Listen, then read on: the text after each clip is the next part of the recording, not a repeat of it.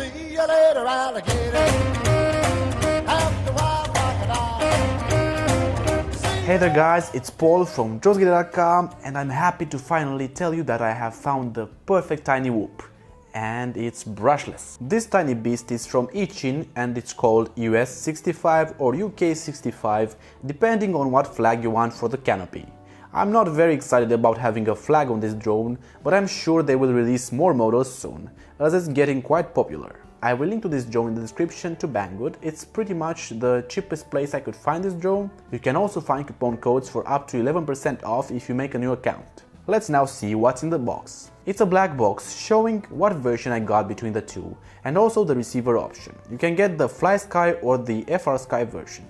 This is the manual that comes with it and is super useful, showing the binding process and even the Betaflight settings if you're a newbie. This is a screwdriver that I'll use to show you around the drone. Speaking of which, here it is, looking proud of its country and all, but we'll take a closer look at it in a moment. This is the balance charger that supports up to 6 batteries and can be connected to an XT60 port of a LiPo battery, a DC adapter and even a USB cable. Each charging port has 2 switches. The one at the top is for changing how fast the battery charges. Moving it to the right, you'll charge with 0.6 amps and to the left with 0.2. The batteries charge very quickly by connecting to the DC port in my experience. The switch on the left of each bay is for limiting the charging potential. Down is 4.2 volts and up is 4.35. There's also a bag with spare propellers and a probe removal tool. This is the battery right here, branded with their logo and even the American flag, although I got the UK version. The battery is 250 mAh and can go up to 4.35 volts in charge. And what's nice about this package is that you're getting 3 batteries in total and can always buy more. One battery lasts for a maximum of about 3 minutes. I'll have a link in the description where you can buy more. I would personally get about 6 in total, so you can charge them in parallel all at the same time. The drone canopy has a top cap that you can easily get down with the 2 screws, but funny enough, I found out later that you don't really need to do that, as you can reach the binding button from below the top cap anyway. Now, about the binding process, this is a gift from the gods. As you may know, usually when you bind, you have to press the button while inserting the battery in, which most of the time requires a friend or the fingers of a piano player. But with this tiny whoop, you only need to press once and hold for a few seconds, and it gets in bind mode. I chose to bind it to my new FrSky Tyrannis light controller, because it's small and mean.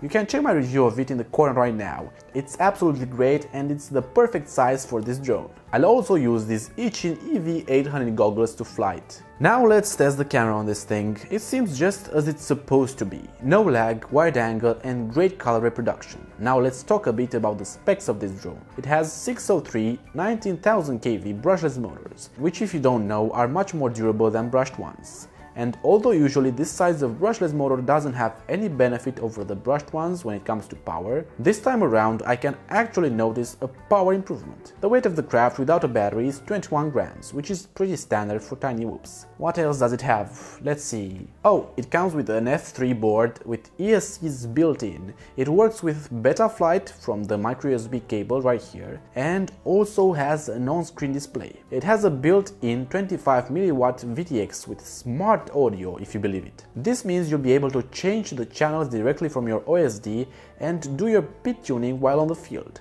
This drone is simply amazing, having all that at such a low price. You can configure even a flip over after a crash switch from the Betaflight if you want, which is great, but I don't use it personally. I turned on air mode and a few other options I prefer in Betaflight and I'm ready to go. Let's test it both inside and outside. I don't usually take microdrones like these outside, especially on wind, but I trust this one will do great. Inside it flies perfectly as it should. It's precise and pretty powerful, and I really like that it doesn't make much noise compared to brushed whoops for example. Not only that, you can actually fly it in acro mode even in the house, and it works pretty good too. But let's see how it handles the harsh outside world, especially with a little bit of wind.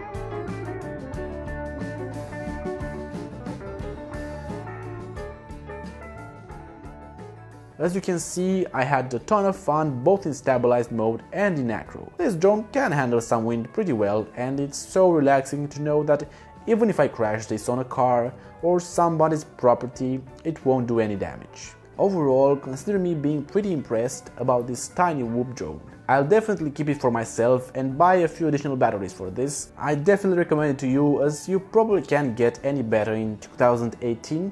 I'm not really sure how far things can get in the next year, but for now this is just perfect. Also, winter is coming, so prepare your tiny Whoops, soldiers. Thanks for watching, and don't forget to subscribe and hit the bell notification icon if you want to see maybe something even better, and maybe soon. See ya later, alligator. See you later, alligator.